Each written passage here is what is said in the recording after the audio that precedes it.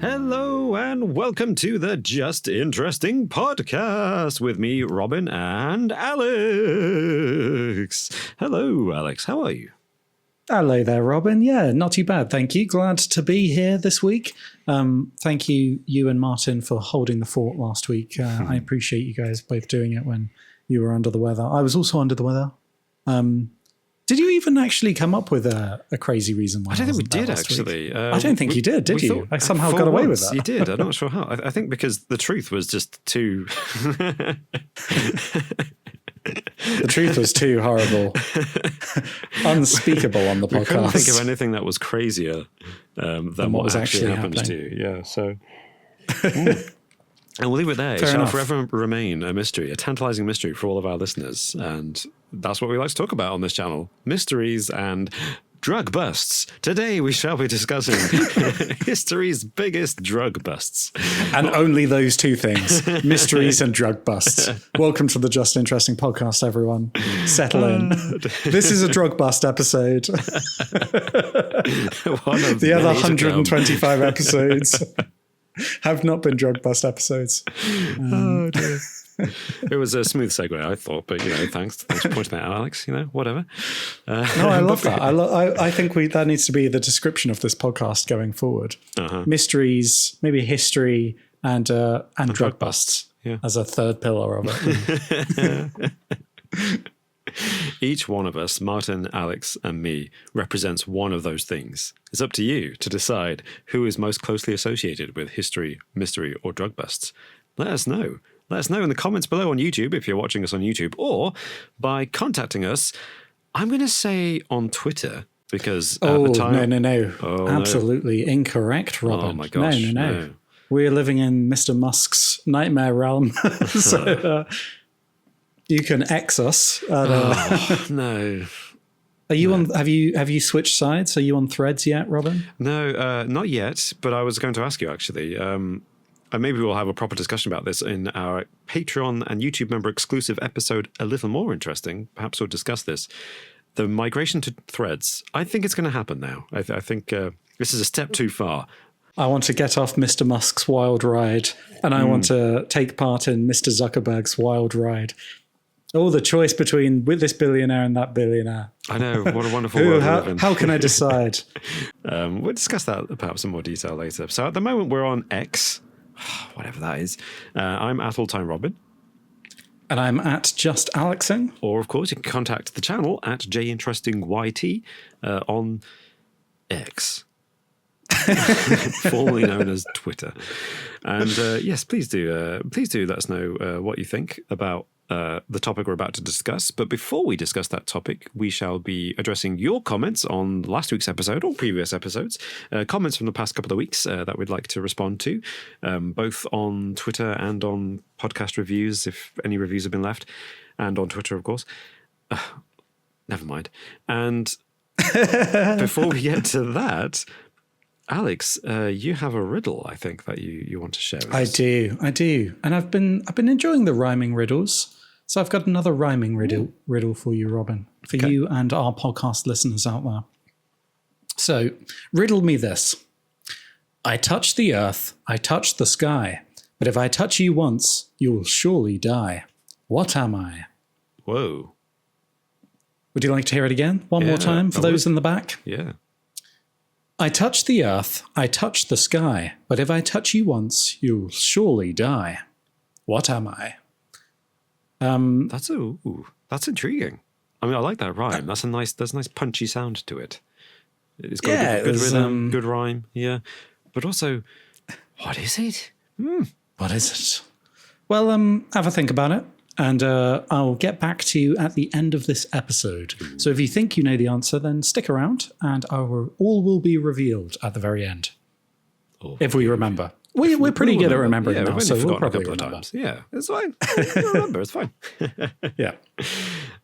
So, are there any comments, Alex, that you'd like to respond to?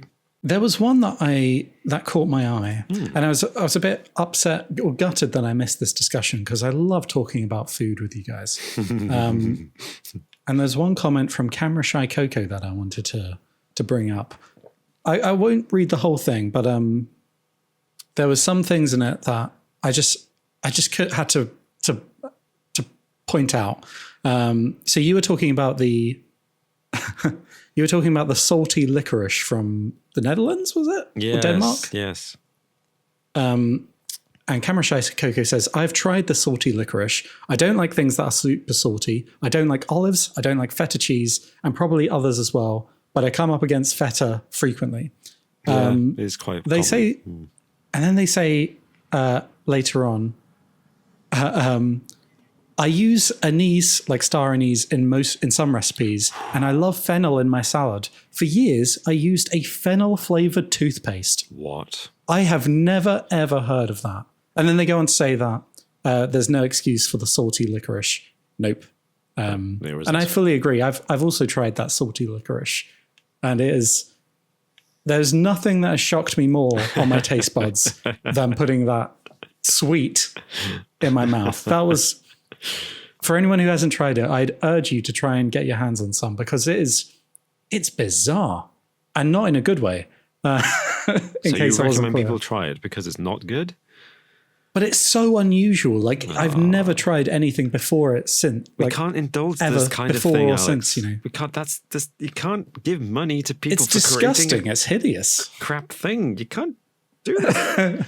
I mean, do you know what? I can't argue with you on that. You've made a terrible sweet. You've taken the worst element of sweets, salt, and put it in the sweet. You've made it bad. Well, I have to. The main reason I wanted to bring this up, I'll be honest, Camera Shy Coco, fennel flavored toothpaste. Yes. What is that? What? I mean, I know what that is, but why? Why is? I don't even get fennel, because I guess it's licoricey, isn't it? That's why I don't like it. But I can get a little sprinkling of fennel as a kind of edge, a little flavor edge, a little sousance of flavor in a meal.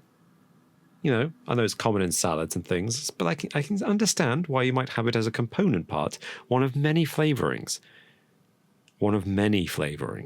in a meal.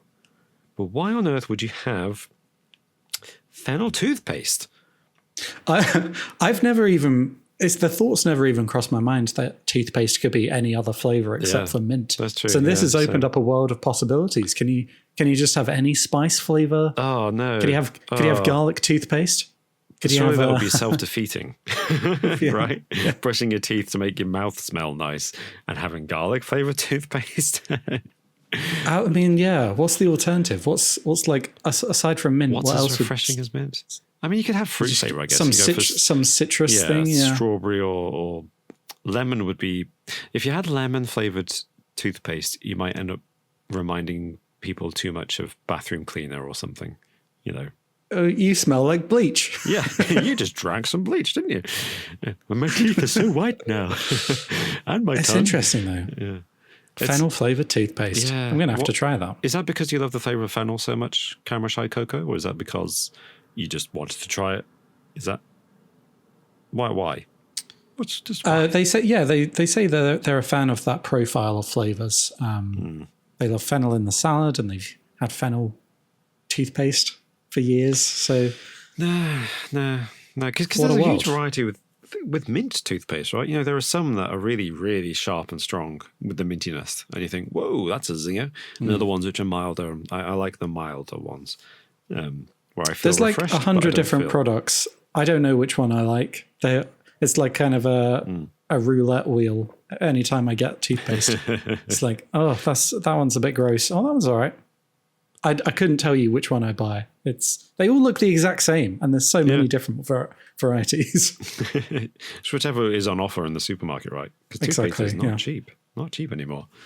But yeah, well, I've got a comment from Lady Koi, I think, 9420 on the same episode, perhaps, mysterious cryptids that might actually exist from a couple of weeks ago.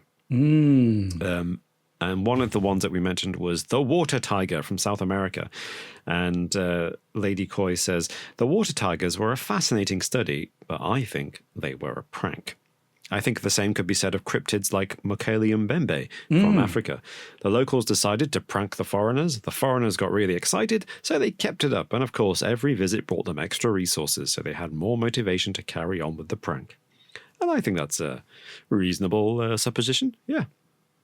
I agree. Yeah. I mean, I think looking back at that story, it was telling that there was further researchers who went to follow it up and they asked about it, and no one in the villages had ever heard of it. Yeah. And if it was like a local legend, if it was a local legend, then that's pretty sus, isn't it? Didn't endure very long. No. Yeah. Exactly. Yeah. We also got some... Unless the water tiger killed all the witnesses, of course. It could be. So actually, they went to speak to the villagers, and they're all just the water tiger in disguise.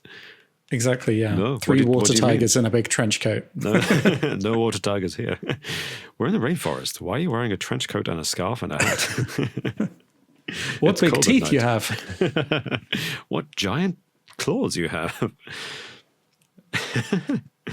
Yeah, so I think that's the most likely outcome, for sure. I think, and I like that theory because it's this is what historians often do.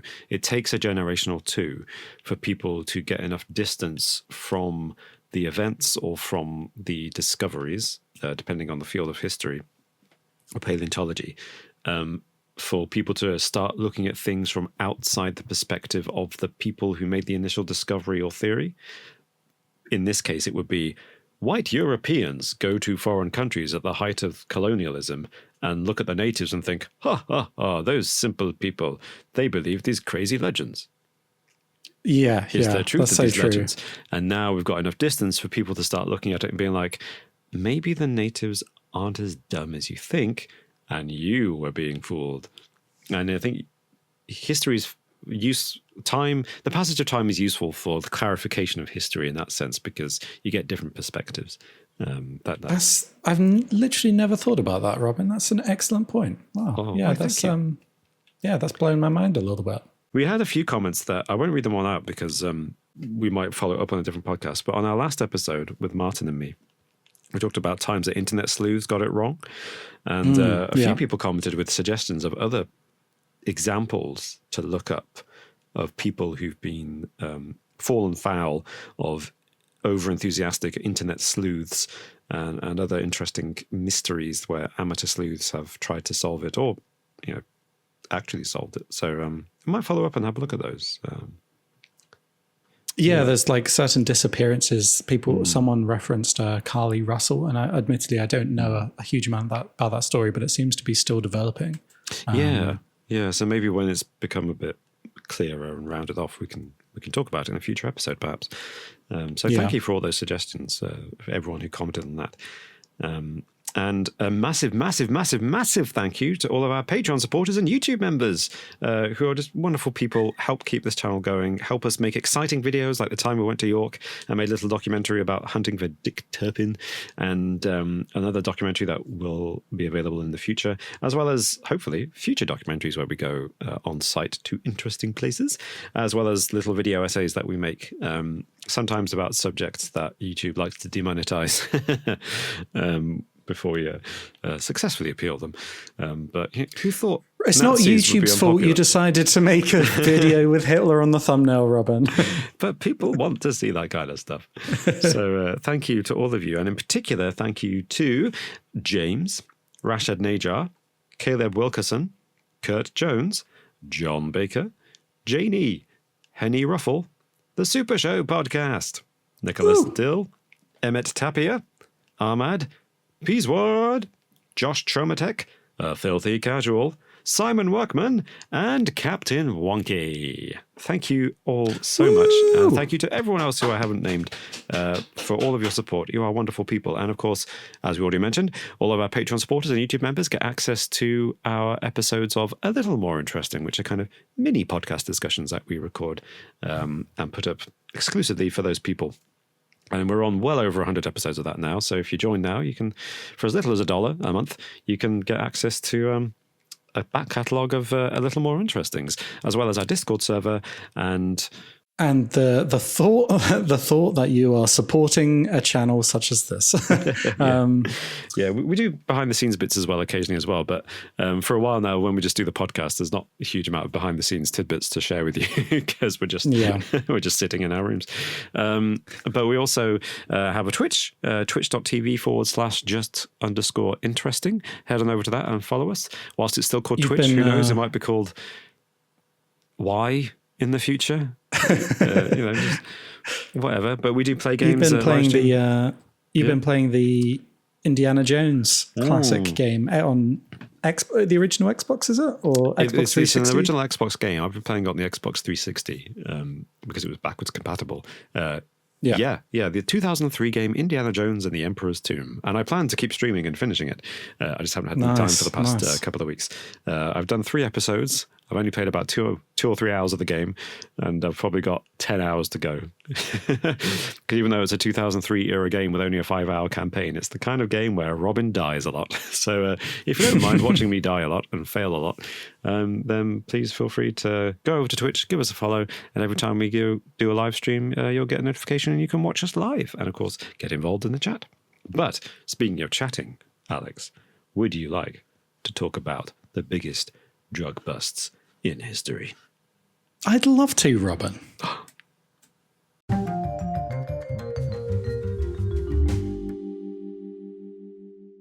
Now it's time for the biggest drug busts in history. That's the sound I make when I've had a few drug busts myself. So we thought what we'd do with this, we didn't think we'd just look at, say, the top 3 biggest drug busts in history, partly because the same drugs keep coming up. And that may be because certain drugs are more valuable than others, and that may be because certain drugs are more pursued by police forces than others. So what we thought we'd do is look at some major drugs and look at the biggest drug busts of those drugs in history. Hopefully that makes sense. Yeah. Because biggest can be interpreted in different ways. You can say biggest in terms of monetary value, biggest in terms of literally the biggest amount. Like, that's impressive that you were able to hide that amount of drugs. Wow.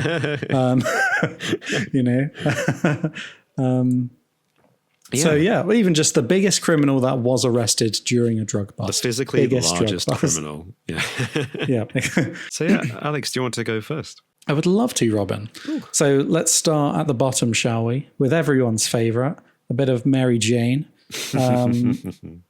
This was back in 2010. There was a record marijuana haul in Mexico that became known as the Cowabunga incident.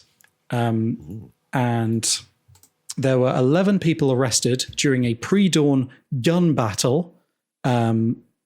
And this was in Mexico. I'm trying to find where the town was. In the city of Tijuana in Mexico, there was a battle between 11 people, members of the drug cartel, and police and soldiers, 2 of whom were injured, but there were no deaths. And how much marijuana was found in 6 cargo containers in a warehouse, Robin? Do you want to have a guess? 3 tons? Well, thank you for purposefully underbidding there. 105 tons of marijuana was discovered, wrapped in 10,000 packages. This would have had a street value of £215 million. Whoa. British pounds, that is. So that's like $400 million or something like that. Yeah. That's huge. So interestingly, 3 tons genuinely, because that's like 2 cars, 3 tons, right? Yeah, that's true. So 105 tons is a lot of cars. 10,000 packages. If you look at pictures of this, it's like an entire field of packages all stacked on one on top of each other. Yeah, and some of them had pictures of the cartoon character Homer Simpson with the caption saying, "I'm gonna get high, dude," which is not one of his taglines. You would think they would have Bart Simpson at least there, or yeah, that'd be more appropriate. Yeah. Of all the things, did 20th Century Fox sue them for copyright infringement? Or they were like, we should, but why kick them when we're down? No, I'm sure 20th Century Fox, they had a hand in it. It was officially licensed merchandise for the drug cartel. Probably the writers of The Simpsons were like, damn it, that's our week's supply gone. We're going to have to find a new one. Yes. So this was discovered, this drug bust, or this marijuana haul, was discovered after police on a routine patrol intercepted a convoy of vehicles escorting a tractor trailer that had left the warehouse. A shootout ensued before the 11 arrests, which were made across the US which was made across the US border Yeah. from San Diego, California. So yeah, that was £215 million. Which is a lot.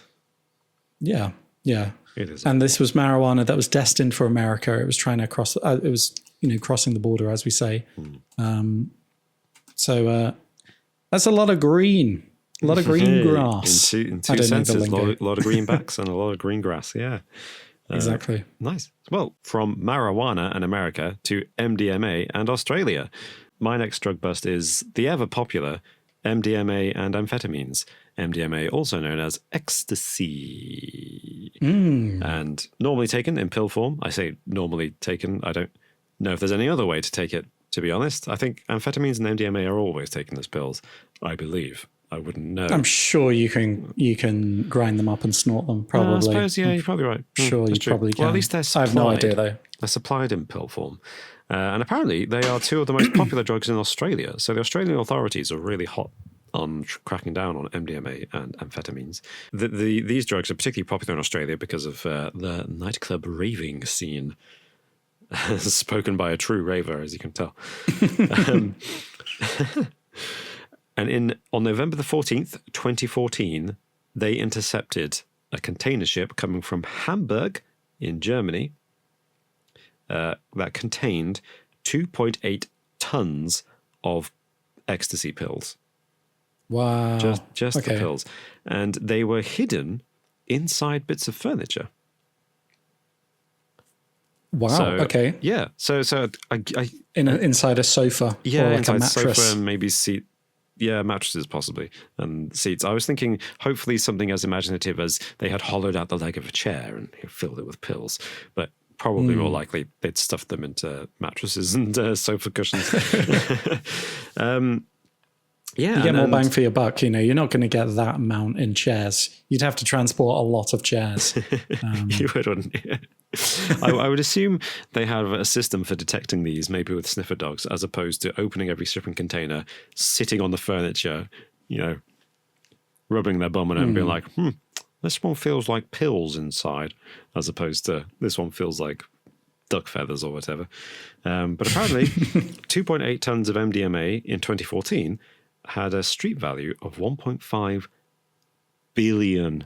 Oh my goodness. $1.5 billion, which is just unfathomable. On one shipping container, basically, one shipping container from Germany had they $1.5 really billion. invested. Yeah. They invested a lot in that shipping container. Like, I'd be if I was the smuggler, I'd be terrified that something would go wrong. Yeah, all your eggs in one basket. Yeah, they did. Yeah, they caught exactly. it. Which is just astonishing. And that's the thing that gets me about the illegal drugs trade. When you look into it and you realize just how much money there is in this trade, you can see why it persists and why organized crime is so determined to keep it going, because it's a huge industry, monetarily speaking. I guess in terms of employment figures, it sounds worryingly like an advert in favor of the drugs trade. You starting to defend drugs. That's not what I'm trying to do. Well, I mean, we can get into that discussion in a little bit, I guess. We can, maybe we should discuss that. But yeah, what's your next one? Well, Robin, let's go on to the big boys, into the big boys. Oh, yeah. The rich man's powder, which is, of course, everyone's favorite. Mm-hmm. Cocaine. Crack cocaine. Yep. And can you tell who I'm going to talk about now? Do you want to have a guess? Is it good old Pablo? It is not Pablo Escobar. Not Pablo. You've got the QI buzzer. No. No, interestingly, Pablo Escobar, I think the biggest seizure took place in 1984. Approximately 14 tons of cocaine. Today's value would have been $2.2 billion, which, to be honest, would have made a very small dent in Pablo Escobar's. Like, his yearly income around that time was believed to be around $25 billion. Oh my goodness. Yeah. Mental. So the actual bust, the big bust for Pablo Escobar, wasn't as big as the bust that happened in 1989. Yeah. which has happened in California in a residential community located in the foothills of the San Gabriel Mountains. Huh? And this was home, this area, to a criminal kingpin cartel member known as Rafael Munoz Talavera. And in 1989, 21 tons of cocaine was seized from his warehouse. And this was small change in comparison to the apparently alleged 77 tons of cocaine that had passed through this warehouse in the previous year. Whoa. It was large enough to become a record-breaking drug seizure. Yeah, it's nothing to sniff at. Yeah. Oh, God. Oh, my God. I'm leaving. I'm quitting. So the current street value is estimated around $13 billion. 13? And apparently $13 billion. Whoa. So that's, you could buy half of a Twitter for that. Nearly half a Twitter. And apparently, interestingly enough, the quantity, to put it in some perspective, is enough for every single resident of the United States to enjoy 5 lines. 5 lines of it. If they laid it all out, everyone could have 5 lines of cocaine. So, if they wanted to, in the biggest party that would maybe end in the maybe end in the destruction of America. Who knows? Well, organized labor is down, but productivity is up, strangely. We can't figure it out. Police also, in this raid, seized $12 million in cash, which seems largely irrelevant. That seems like nothing now that we've just bandied about these huge figures. I'm like, 12 million, sure. That's like a wallet? No, of course, it's still tons of money. But yeah, that's nothing. Wow. $13 billion. I suppose in fairness, the police would rather get the money, right? Would they rather get the money? I don't know. Because I don't know. I'm guessing the money that is taken from drug busts, I guess it's put back into the system and used. Do you think it just goes straight to the government? Or do you think it is used? It might do. Yeah. I think it's not you. It doesn't go into the budget of police departments or anything like that. Like that, the police department that caught it, gathered the drug bust. Requisitioned. Do you think they get any of it, or is it requisitioned by the government? I don't know. I don't know who it goes to, but I think it's evidence, and then once the trial is over, it goes to the coffers. But whether it goes to big federal government or whether it gets kept by whichever department found it, it depends, because the drugs is a federal crime, isn't it? Not a state crime, or is it? Because marijuana is legalized by state in America rather than. I'll be honest. I don't know off the top of my head, and I wouldn't like to give an answer. So well, if anybody knows, anyone who's listening to us on a podcast platform of your choice or watching us on YouTube, please comment below if you know what happens to money related to drugs crimes like this. Requisitioned by law enforcement in America. Does it go to the government or does it go to the state? Because, by the state we mean particularly the local police department. Because I think you're right. I think they prefer to have $13 billion in cash than $13 billion in drugs, which presumably they just have to destroy. Or in the case of every police drama I think I've ever seen, sell on the sly to support your wife's new swimming pool or whatever they do on these kind of things. I do wonder how much is skimmed off. It must be awfully tempting if you're, a police officer and there's just a massive mountain of cash. No one's going to notice that 20 grand that's just lying on top. I just think about, because at some point somebody has to weigh all this stuff, right? They have to know how much they've got. So they're weighing it and they're measuring it. And have you ever made a pastry bake or bread or a cake, Alex? Yeah, sure. Yeah, I've made cakes and stuff. Yeah. Yeah. So you mix all the flour together, and you just buy the flour and the sugar from the supermarket in those packets, which are properly sealed and glued and things, and you just put them in, and puffs of flour go everywhere as you move it around. It just ekes out, just flies in the air. What is happening? So what I'm saying is, when you have that quantity of drugs, right, and your job is to take each packet, weigh it, log it, and you do that for $13 billion worth. How many tons was it? Yeah, loads of tons. 21 tons. 21 tons of powder, of the good stuff. And you're just slamming it on your scales, weighing it, and every time you do it, a little puff of the powder comes out because it's inevitable. You're going to have a really good day by the end of that. Or a really bad one. I don't think they're held in like the same paper bags that you get flour in at the supermarket, Robin. I'm not a drugs expert, but from my experience of watching Breaking Bad and Better Call Saul, they're normally in like those like wrapped in saran wrap, with a bit of loads brown tape.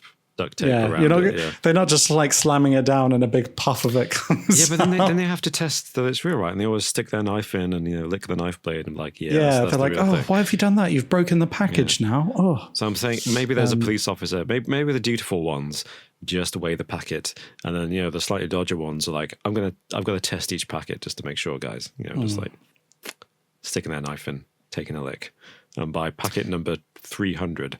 Yep. This is good. This is really good. Yep, this is really good stuff. Really good stuff. Ooh, whoa, this one weighs 3,000 pounds. Just like, I think you misread 300 grams. It's like, no, 3,000. Yeah. Look at that, 3,000. Oh my gosh. I looked up where the money goes. By the way, this is maybe in America. So I think it depends. It's probably different over here, but they say it depends whether the federal government was heavily involved in the case or not. And often it comes down to a judge's order in court. So the presiding judge will issue an order of what will happen to the seized funds. Typically, the funds are turned over to the school board for use in schools, apparently. Yeah. But I'm guessing it's like this was like a local one in North Carolina from a couple of years ago. So this is someone from their local police department talking about it. But I'm guessing it varies across the United States, but essentially comes down to a local judge. That makes sense. And then maybe a federal judge if it's a federal, investigation. Yeah. That decides where the money goes. Well, thanks for checking that, because that does make sense. Yeah, I'm glad there is some flexibility there, though, so that in certain cases the money can go to the local community, because that would be nice for them, and presumably an encouragement as well for all those school teachers to turn in the drug peddlers who are keeping them going through those long school hours. Yeah. Before we moved on, I just wanted a couple of interesting tidbits about this drug haul. Oh, yeah. In 1989. So the DEA said the seizure represents about 5% of the world's annual production of the drug. Wow. So of all the cocaine growers in Peru, which was at the time the world's largest supplier of cocaine, it was more than they could produce in an entire month. That's huge. Yeah. So this was a massive amount of cocaine. I don't know. So this was in 1989. I don't know if that 5% is the same today. But I can only assume, like any industry, they've got better at scaling up and making large quantities. But yeah, so that's biggest, not just in terms of monetary value and weight, but also kind of percentage of the industry. That's huge. 5%. Exactly. Yeah. Wow. This fellow was well connected if he was getting 5% of the global industry through his warehouse. Indeed. I don't know what happened to him, but I think he was killed in a cartel-related incident. Oh, okay. Well, unsurprisingly, you choose that line of work, Poetic justice. It's going to happen. Yeah.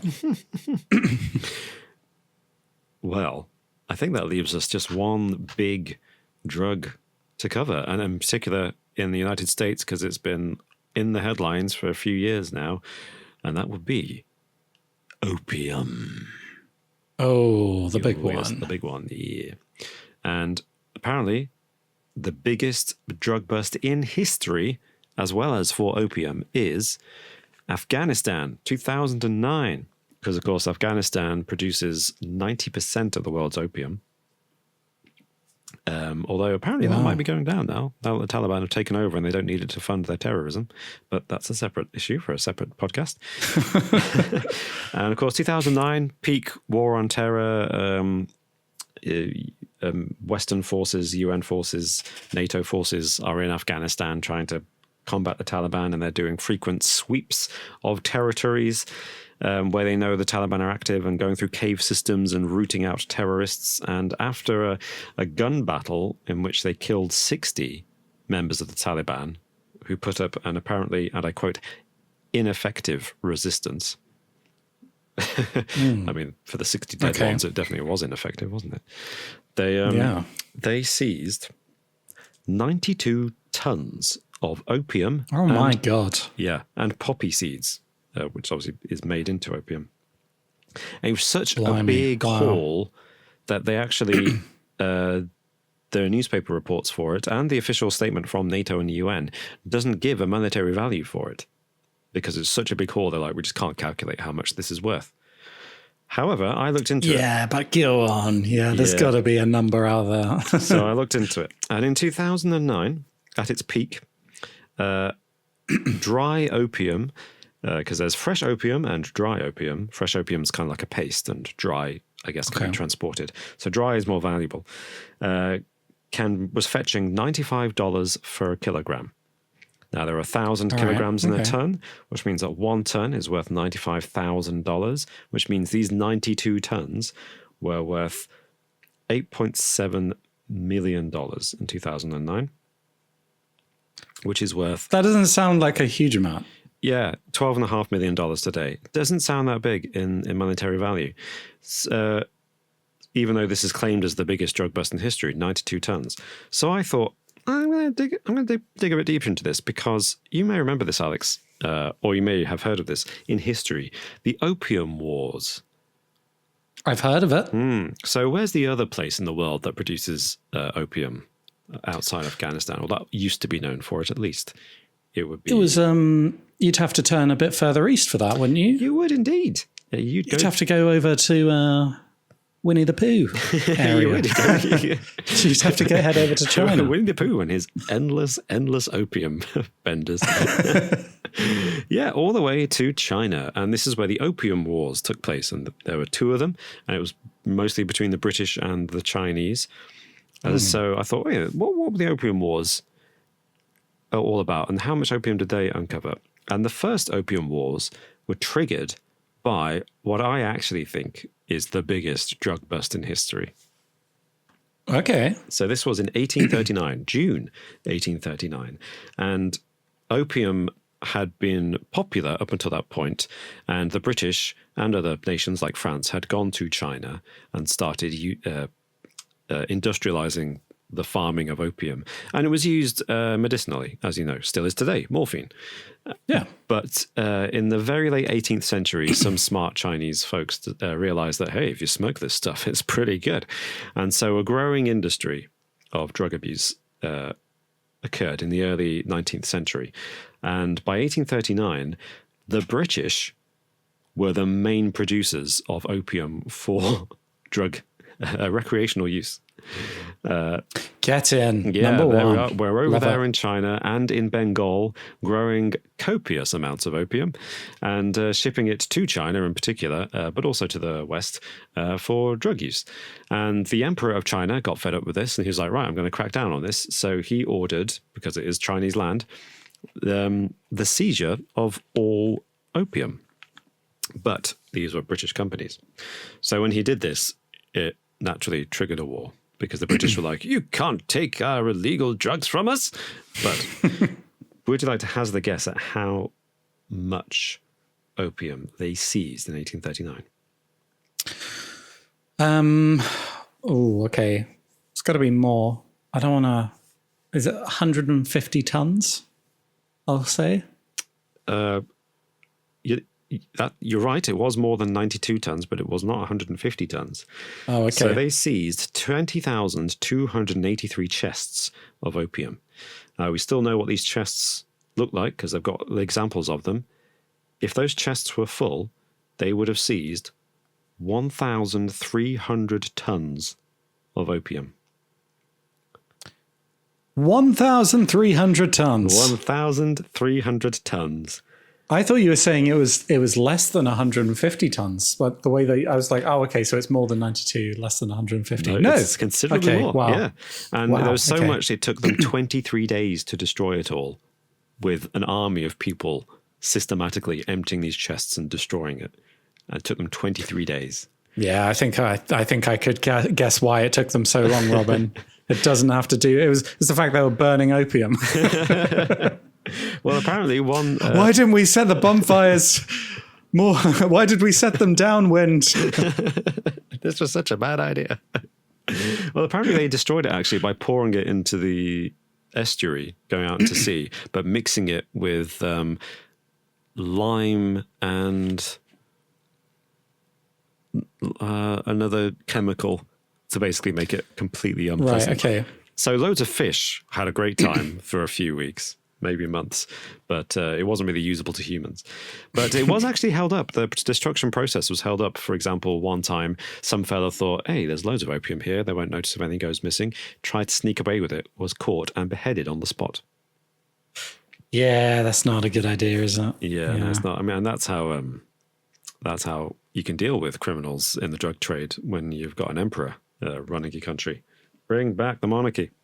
Anyway, so 1,000... Hot take. I like the strength in that, yeah. 1,300 metric tons, which I think already qualifies as the biggest drug bust in history, right? Absolutely, I think yeah, that counts. sure, yeah. But if you calculate its value in 2021 terms, and I've picked 2021 because that's the most recent data I could find for the street value of opium. So using the street value of opium, which is apparently $34 for a gram in 2021, that amount of opium in 1839 would be worth $44,200,000,000. Oh, yeah. You could buy Twitter for that. You could actually. Yeah, that is actually what Musk paid for Twitter. You could rival Apple for its annual income too. So, Wow. But naturally, the cost of that was even higher because it triggered a war with Britain when they decided that they would. What actually happened was all the genuine companies, like actual incorporated British companies that were growing opium and selling it for illegal use, complained and said, hey, you're going to recompense us that, right? You're going to pay us that equivalent of $44 billion for make up for our losses. And the emperor understandably said, no. So then they complained to the British government, and the British government were like, you can't do that. You can't do that to our people. We're going to go to war with you. So they did. And then over a period of 2 years, over 3,000 Chinese people were killed fighting the British, who lost 69 soldiers and naval personnel. Nice. Yeah. So nice. All for opium. Yeah, all for good. opium. And then it happened again a few years later when the Chinese yet again decided, we don't want this opium. And the British were like, you're having it, whether you like it or not. So excellent. So yeah, that's my contender. And you won't see, I think the reason you won't see that listed on any articles about the biggest drug busts in history is because it predates the war on drugs by 150 years? And it's not what we think of, is it? It's like before the kind of establishment of the war on drugs and that kind of, I don't know, before it became like a numbers game that you see on the news, isn't it? Yeah. Also, I guess it's kind of like it wasn't against criminals necessarily. Well, it kind of was, but it was like it was like Chinese versus British companies, you know. Well, what it is more. Yeah. Yeah, it wasn't really. It's not. It is the exact same thing that's happening. Yeah. But it's not. It's framed in a different way. Exactly, because the people they were confiscating the drugs from were considered themselves to be and were considered to be legitimate businessmen, whereas to the Chinese, they were like, you're criminals. You're supplying illegal drugs to our people. Exactly. Which is kind of like the one man's terrorist is another man's freedom fighter analogy. Yeah. I guess. Obviously, they're not terrorists. They're just drug smugglers, but whatever. So my next question then, after we've covered these huge drug busts, to be honest, with amounts of money that I just can't get my head around, is do you think the debate over decriminalizing drugs has any merit? At all? Yeah, and would In you what sense? decriminalize drugs, and which drugs would you decriminalize? Because obviously we've talked about marijuana, ecstasy, cocaine, and opium in this episode. I mean, I'm going to say first and foremost that I don't think I'm an expert with all the facts on this subject. However, my personal view is that drugs should in general be decriminalized, not necessarily legalized, but I think part of the reason why a lot of these have happened in relatively recent times, these massive drug busts, and the fact that it's still happening with more and more increasing sizes, is because criminals are able to thrive and drive up the costs. Whereas if it was decriminalized, then maybe it could even be regulated under certain legalized. I think the US has trialed legalizing marijuana in different states, and obviously different countries around the world have marijuana legalized. And I think that just makes way more sense than wasting resources trying to police it like for individual use and that kind of thing. Probably better to regulate that kind of market for more intense drugs that are heavily more addicted, like opium and heroin. Yeah, I mean, I don't think I'm not a fan of legalizing that. I think that's just detrimental to society as a whole.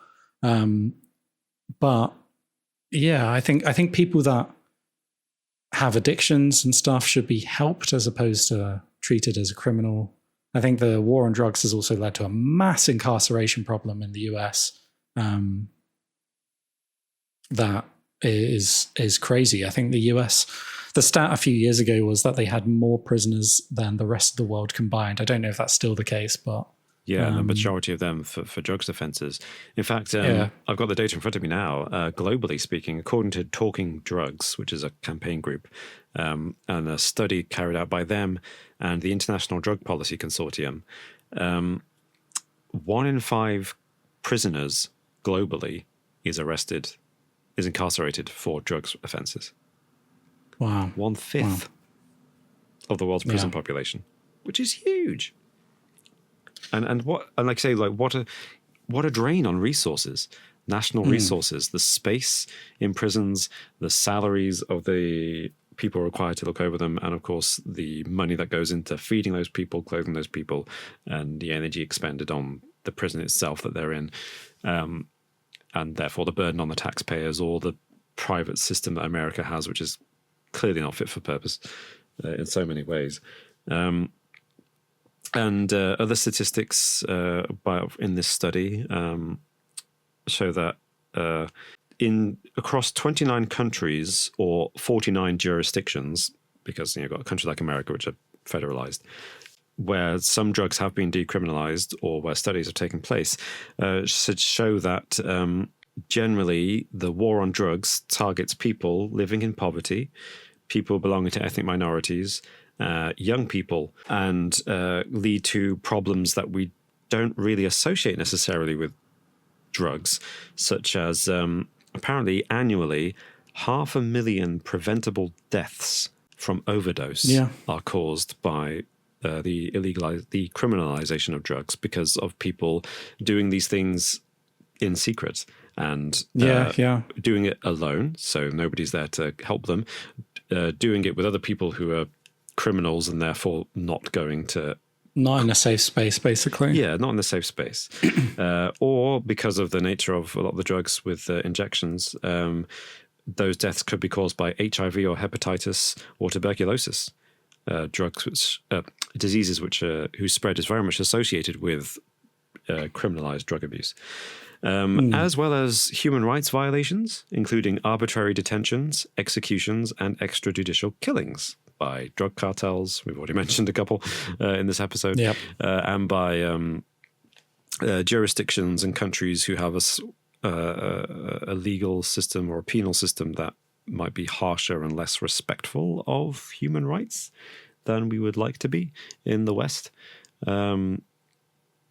So there's an argument here, using those statistics, in favor of decriminalizing drugs because of all the problems it causes and the burden it puts on society as a whole by making this thing taboo. And the obvious comparator is tobacco or alcohol, which is perfectly legal in a lot of countries, but because it's legal, it's heavily regulated.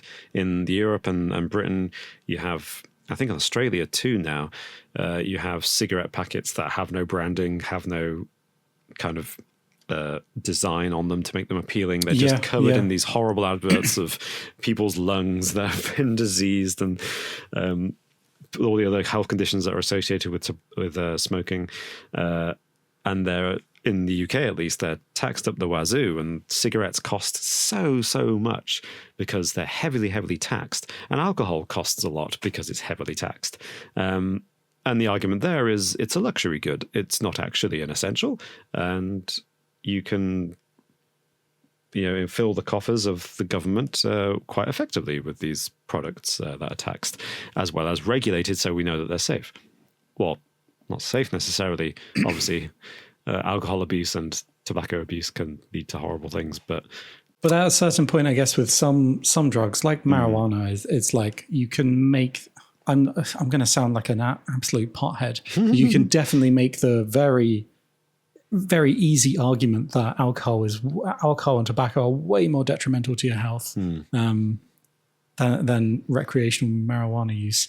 Although I'd be wary of making a blanket statement like that without it's looking interesting at some long-term study effects. Whenever I see this debate happening amongst ordinary people, whether it's online or in person, it's interesting how the people who are in favor of decriminalizing it tend to say what you've just said.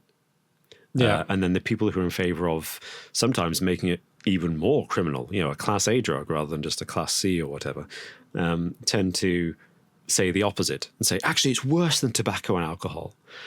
Now, to my knowledge, and it's been a while, admittedly, but I did a study of this at school, and I remember all the studies. I bet you did.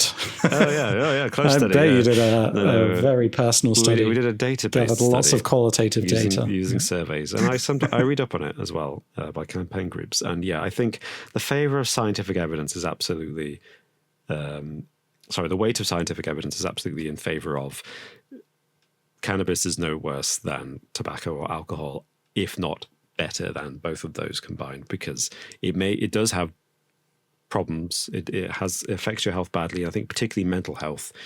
Cannabis can have long-term effects on your brain's physiology, like memory and things. I think memory. It's associated stuff like with that. We don't really personality understand dissociation the and schizophrenia and things like that.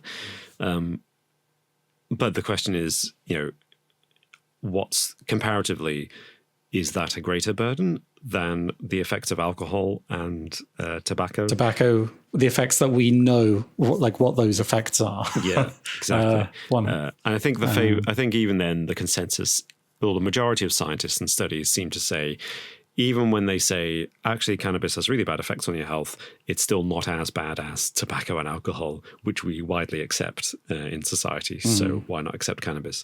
My only reason for keeping cannabis criminalized is that it stinks so badly. Do you know what? I second that. It does stink. And I really hate the smell. If only there was a way if there was only a way to get rid of that smell. Well, maybe they could. If it were legalized, maybe they could improve the smell. I don't mind vapes. They smell all right, but if they could get rid of the scent, then I'll be in favor of legalizing it. Yeah, for sure. I think I'm with you in terms of the harder drugs, obviously, cocaine and opium in particular. It's like, well, what do we do about that? But I feel like with opium, at least, it's already, cocaine too, actually, is used as a painkiller, isn't it, in some medications? But opiates are a very common medication. And obviously that's the source of the opioid problem in America, isn't it? So I think since it's something that already we use in large quantities on a regular basis in a normal, standardized, regulated way, you might as well go the step further and try to include the rest of the opiate products in the world that people like to use, because you're already accepting and using and regulating half of it. So you might as well do the other half. It does. Yeah. Yeah. It doesn't seem to make sense. I mean, like you've just said, by having it criminalized, it leads to so many people, like excess deaths from people overdosing, taking it under perilous circumstances with people they don't really trust, and like with needles that aren't sterilized and things like that. So yeah, I feel like people who are, and the problem with this is that it's so addictive. Yeah. So like, I feel like people who are at that level of addiction should be helped as opposed to be treated like criminals. You're right. Yeah, you're right. And I think that's the other issue that the study mentioned about, people who are targeted by law enforcement in the war on drugs tend to be the users rather than the providers, because it's easier to catch the users. And then you're targeting people, like you say, who need help, particularly because they tend to be from poorer or more persecuted sectors of society anyway, which is one of the reasons they're turning to drugs, is because it's something that helps them deal with their problems. Or, sorry, not deal with, helps them live through the strains of their lives already. Or because they haven't had the education to make them aware of the dangers when they get involved in these highly addictive substances in the first place. So these people need help more than they need punishment. And I think the other side of it that we haven't mentioned yet is something I've forgotten. Yeah, that was good. Well done, Robin. I know it's some countries like Portugal. In 2001, decriminalised a bunch of drugs. And they did, didn't they? There was a study done by the British government, actually, published in 2014, so it's a bit old now, but it was studying the effects of decriminalisation in Portugal. And I think subsequent studies have confirmed the conclusion of this UK government study. UK government, not just a study by some random scientists, the UK government. And the conclusion was that decriminalising drugs in Portugal had no net effect on the consumption of formerly illegal drugs.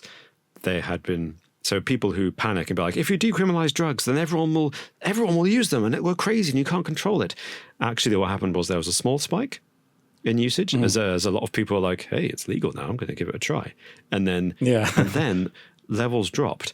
And by 2014, just in 13 years after the decriminalisation, levels had dropped so much that they had completely counterbalanced this spike in usage for the first few years after decriminalisation, which means that by now, actually, there's been a slight net negative in Portugal because of because over time it declines. And I wonder, there's been no study yet to establish why that is, but I wonder if it's simply because of the removal of the taboo nature of it. Yeah, if it's people like the forbidden fruit. Yeah, people want to try the illegal stuff. Yeah. So if it's legal, it destroys the fun. So exactly, and I think it'll be interesting to see what happens in America with the states that have decriminalized cannabis. About whether it will. I wonder if the same pattern will exhibit itself, where there's a spike and then a drop as people get bored and the novelty wears off, or perhaps as the benefits of regulation start to present themselves, which is if you regulate something, you can make it perhaps less addictive, or better still, you can control how many people and what types of people have access to it. My point being the vulnerable and the uneducated who are more susceptible to getting addicted. And you can start to put health warnings on, like tobacco and alcohol, which again are two substances in the UK and Europe as a whole, because it's been European Union directives, since the 1990s, when health warnings and taxation on alcohol and tobacco started becoming more commonplace, and advertising was more restricted.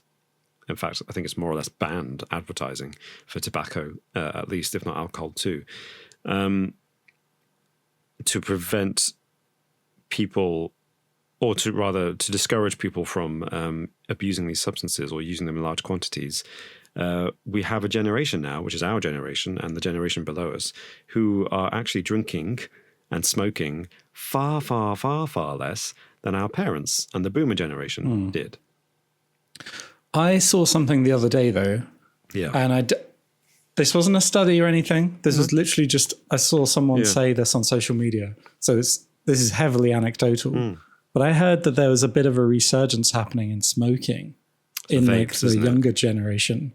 Well, I don't know. I think it's actually maybe partly due as like a kind of, because vapes have already had their moment of like mass popularity and acceptance. And now there's a kind of like oh, vapes are so lame. I do the original.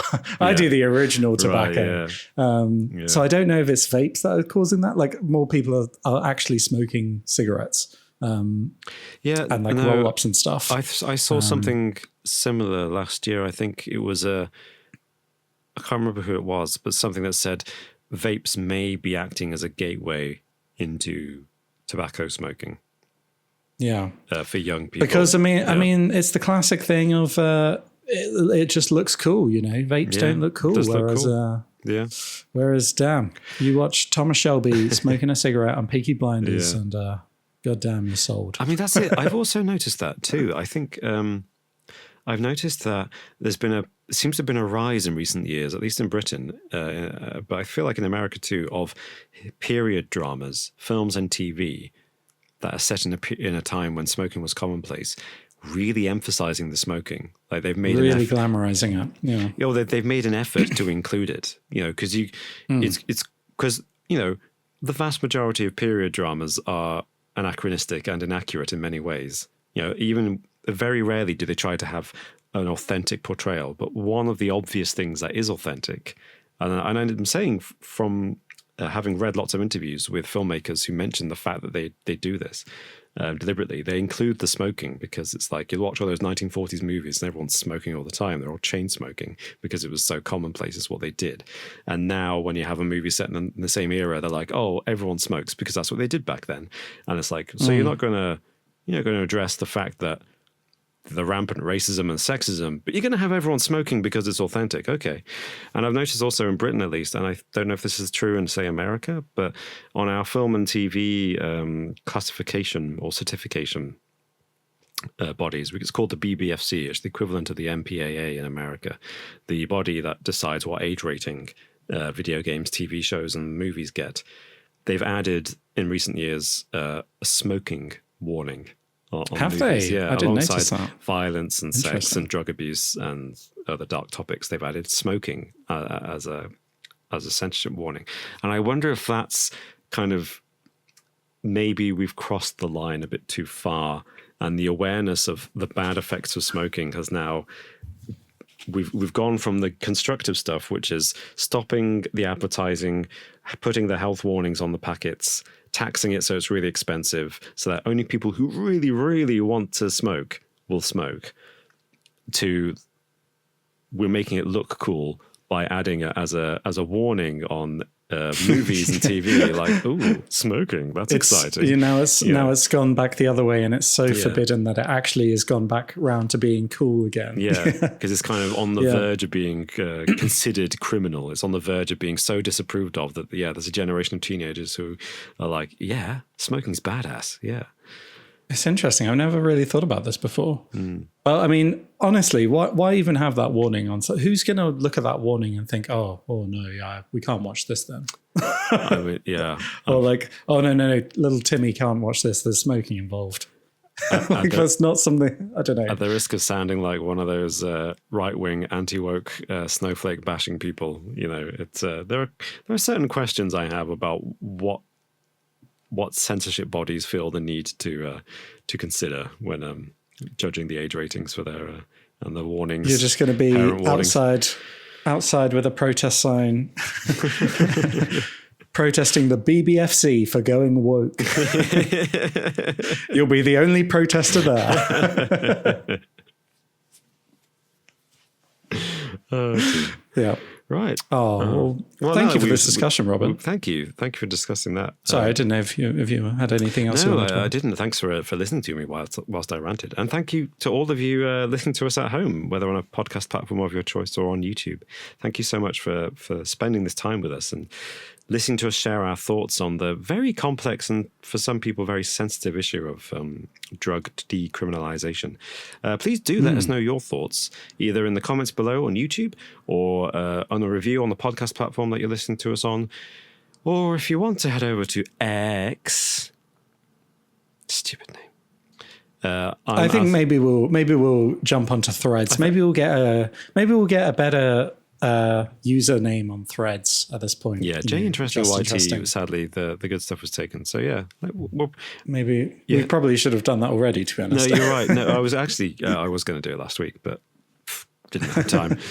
So yeah, it's official now, folks. We're going to be on Threads soon. We'll send a link and announcement on our Twitter feed for everyone who follows us to head on over to Threads as well.